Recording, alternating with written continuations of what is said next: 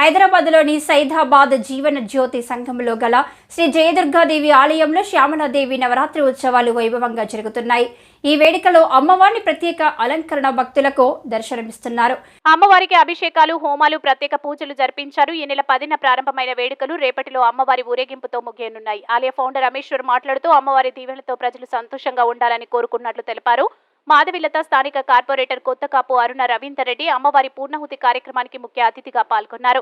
మాధవిలత మాట్లాడుతూ శ్యామల నవరాత్రుల విశిష్టత గురించి తెలిపారు. కార్పొరేటర్ కొత్తకాపు అరుణ మాట్లాడుతూ శ్యామల నవరాత్రుల్లో అమ్మవారిని దర్శించుకోవడం తన అదృష్టంగా భావించారు. ప్రజలంతా సుభిక్షంగా ఉండాలని కోరుకున్నానని తెలిపారు.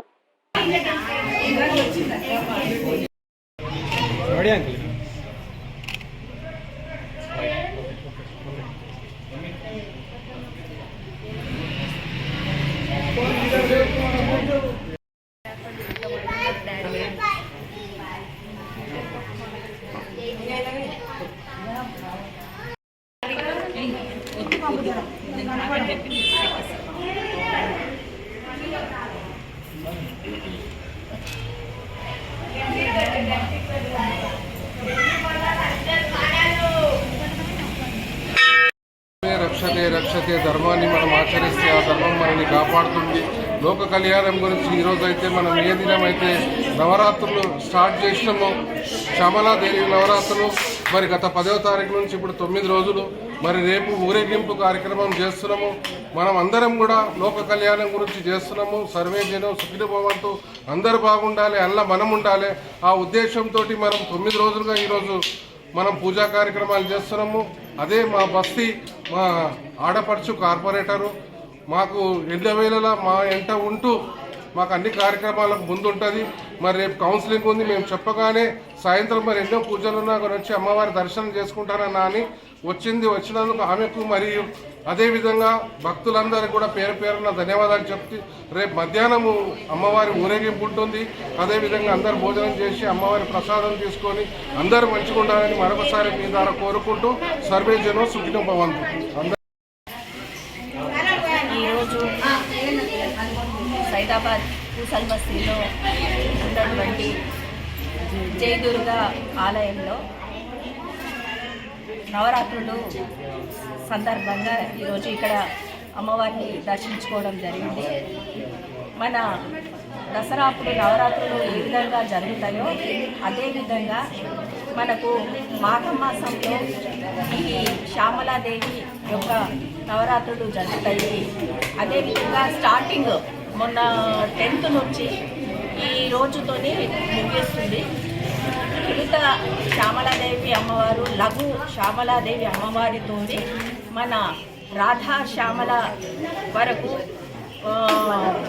ఈ ఏదైతే నవరాత్రులు ఉన్నాయో మనకు ఈ పూజలన్నీ సమాప్తి చెందుతాయి.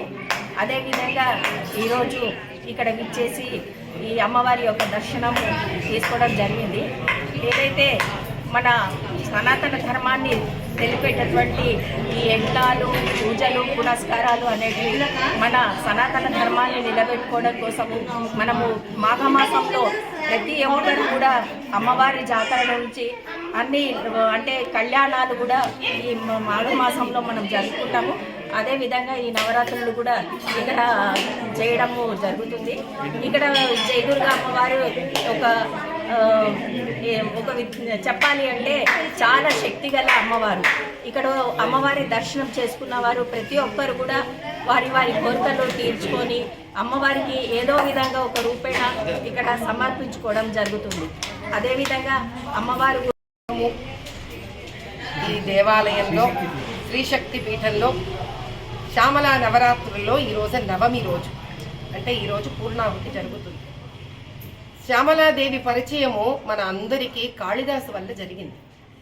ఆయనకు సాక్షాత్కారం ఇచ్చింది శ్యామలాదేవి. ఆయన మొదటి రచింది శ్యామలా దండకం. అయితే మన అదృష్టమో మన దురదృష్టమో శ్యామలాదేవి రాజశ్యామల హోమాలు చేస్తే అది కేవలం రాజకీయం కోసమని, రాజశ్యామల హోమం చేస్తే రాజకీయాలు ఎక్కడికో వెళ్ళిపోతారని 26 రకాల రాజశ్యామలు ఉన్నారు. ఏవి తెలుసుకోకుండా అలా మనం ఎక్కడెక్కడ రాజశ్యామలు ఎవరు చేస్తుంటే వాళ్ళు లాభం కోసం చేస్తున్నాం అనుకుంటాం. కానీ ఇటువంటి దేవాలయాలకు వచ్చినప్పుడు, ఇటువంటి పీఠానికి వచ్చినప్పుడే మనకు తెలుస్తుంది దేశ సంరక్షణ కోసము, హైందవ ధర్మ సంస్థాపన కోసము, లోక కళ్యాణార్థం కోసము రాజశ్యామల హోమాలు నవరాత్రులు జరుపుకుంటాము. ఇది చూసిన తర్వాత దయచేసి దీన్ని వీక్షిస్తున్న ప్రజలందరూ తెలుసుకోవలసిన ఏమిటి అని అంటే, ఏ భగవంతుడు కూడా, ఏ శక్తి స్వరూపిణి కూడా ఒక వ్యక్తి కోసము ఏ సాంప్రదాయాలను తయారు చెయ్యలేదు, ఏ విధి విధానాలను తయారు చెయ్యలేదు. వాళ్ళ మనస్తత్వాన్ని బట్టి వాళ్ళు దాన్ని వినియోగించుకోవడం జరిగింది. రాజశ్యామల సాక్షాత్తు లలితా పరమేశ్వరి కానీ, మీనాక్షమ్మ వారు కానీ, రాజరాజేశ్వరి కానీ యుద్ధ ప్రకటన చేసినప్పుడు వాళ్ళ సైన్యాధ్యక్షురాలిగా వారి వెంట వెళ్ళింది. వాళ్ళ మంత్రి వలె ఉండింది ఆవిడ. అందుకే అంత శక్తి స్వరూపిణి ఆవిడ అమ్మవారి. అలా ఆవిడ శక్తిని దేశ ఉద్ధరణకు, హైందవ ఉద్ధరణకు చక్కగా ఈరోజు ఆడపిల్లలు, మగపిల్లలు ధర్మాన్ని తెలుసుకుంటూ ఎదగాలని కోరుకుంటూ ఇలాంటి చక్కటి సంస్థ వాళ్ళ నుంచి ప్రతి ఒక్కళ్ళు ఈ పీఠం నుంచి నేర్చుకోవాలని నేను